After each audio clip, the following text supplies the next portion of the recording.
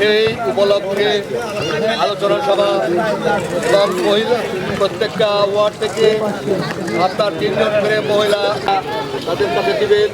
তারা সমন্বয় করে 25 জনের একটা তালিকা ওনারা করে হয়তো 2-3 দিনের মধ্যেই আহ্বায়ক সাহেবের কাছে দিবেন। আর সেন্টার বিষয়ে যে কমিটি, সেন্টার কমিটি এবং তাদেরকে আমাদের দানিশের প্রার্থী অ্যাডভোকেট শফিকুল হক মিলন এবং সেই মিটিংয়ে আমরা ওই পক্ষেরই 10-12 জন করে উপস্থিত ছিলাম। সেখানে অনেকেই কথা বলেছেন, আমাদের স্বপন ভাই একটা কথা বলেছেন যে সেটা সমাধান হয় এবং এটা খারাপ কিছু নয়।